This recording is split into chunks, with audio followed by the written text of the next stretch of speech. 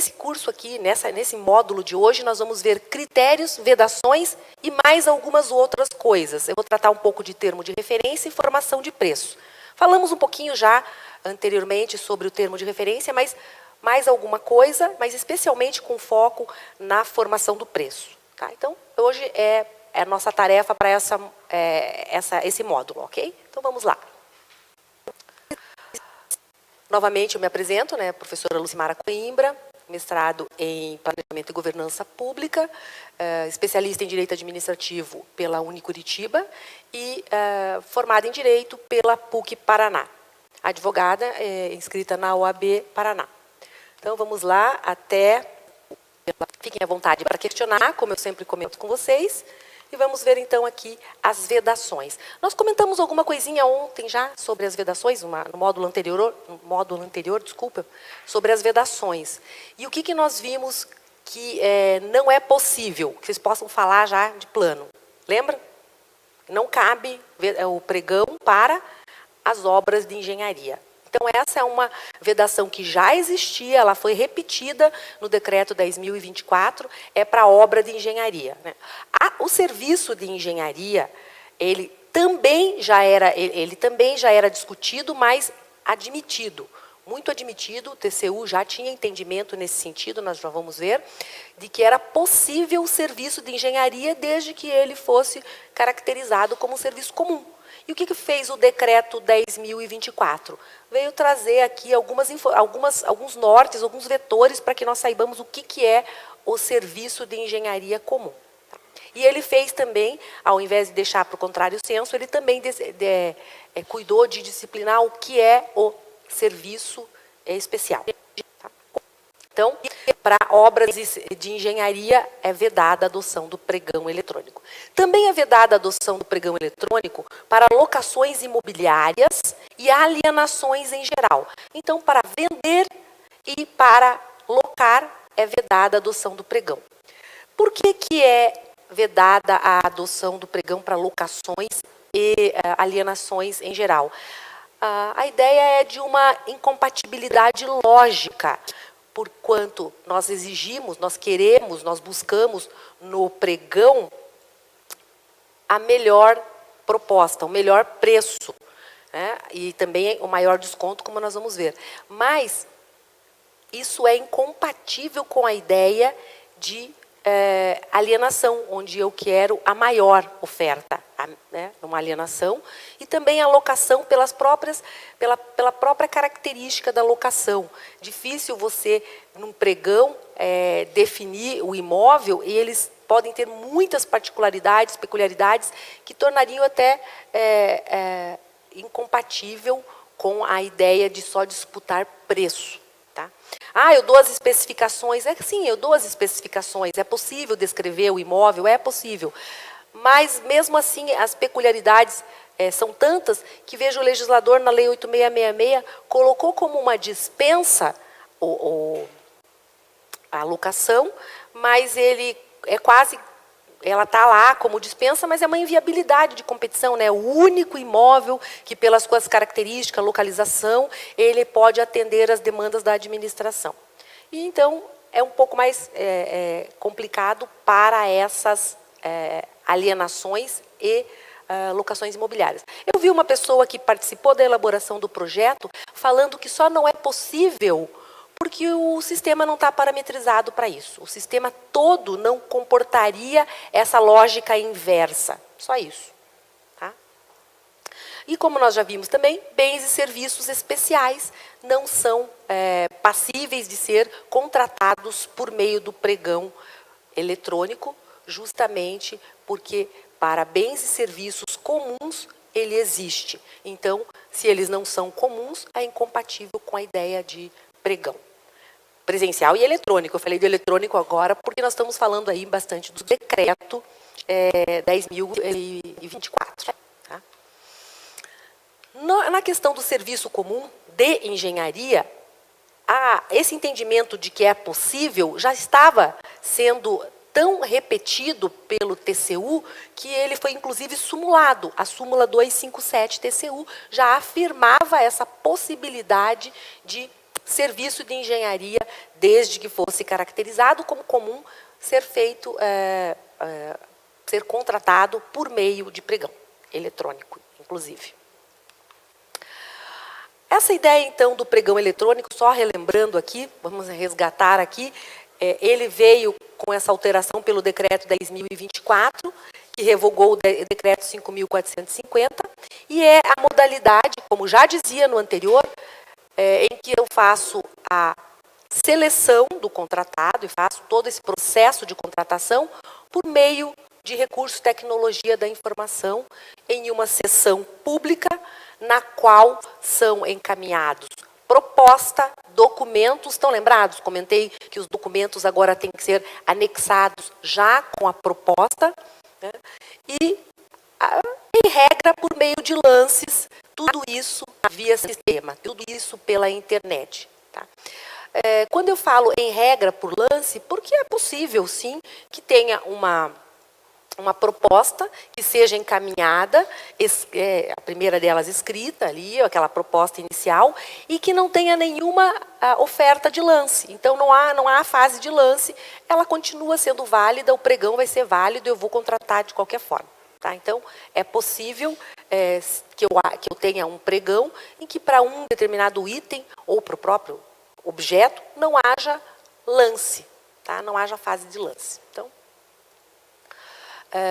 sistema de compras do governo federal, ou compras governamentais agora, né, .gov.br, é o sistema por meio do qual vão ser realizadas as contratações que são próprias dos órgãos que integram o SISG, né, o Sistema de Serviços Gerais da Administração Pública Federal direta, autárquica e fundacional.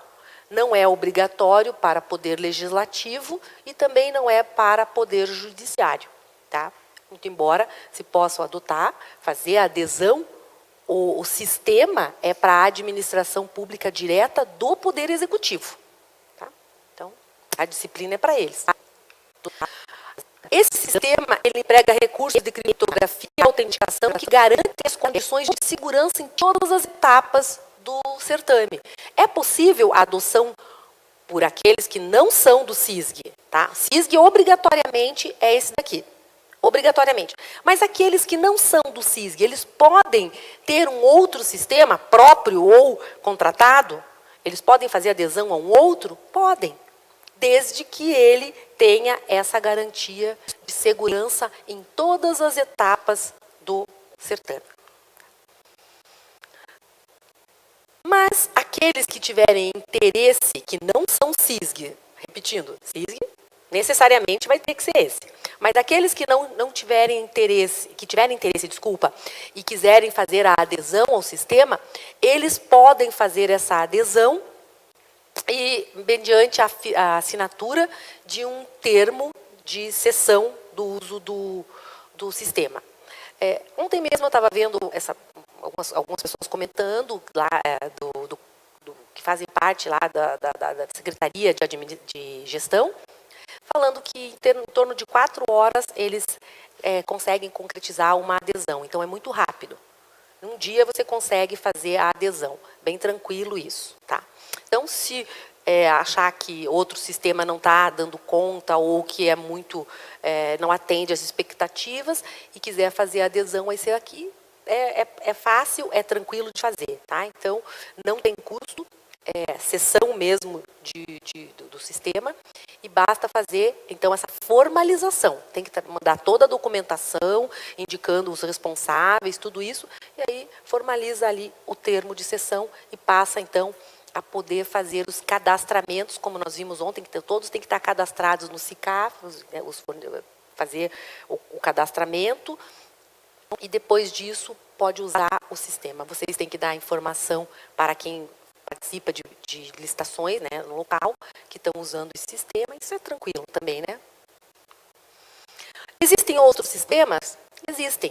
Né? Existem outros. O Banco do Brasil tem o Licitações E, a Caixa tem o Licitações.caixa, Porto Alegre tem o Portal de Compras Públicas, Pregão Online Banrisul, Estado do Rio Grande do Sul tem o CGE, que é a Gestão de Compras do Estado. Estado do Paraná tem o Compras Paraná, Pernambuco tem o Licitações.pe e Curitiba tem o E-Compras Curitiba. Então, existem vários outros. Todos eles têm que estar mais ou menos alinhado ali com todas essas disposições, porque não existe outra normativa para o decreto de pregão eletrônico, né? Então, eles vão ter que estar alinhados com isso.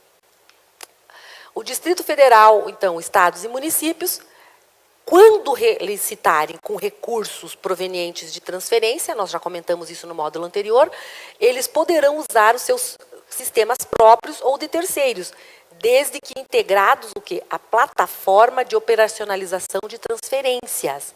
Então, aqui é um detalhe a mais.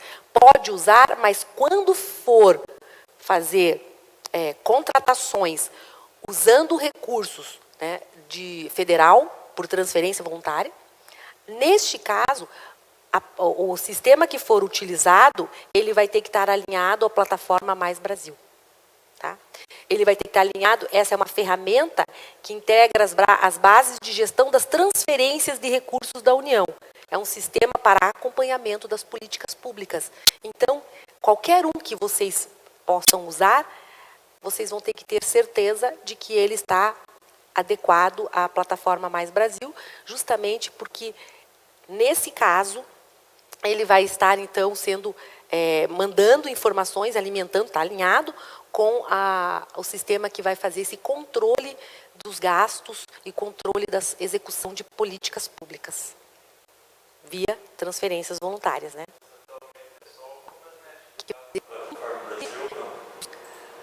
Eu não sei te dar essa informação se o Banco do Brasil, por exemplo, não está, porque ele é muito forte também, então acho que ele já deve estar alinhado, porque ele contrata bastante. Não, essa informação de se os outros estão ou não, talvez a professora que vai suceder, né, a professora Heloísa, ela tem essa informação melhor para você.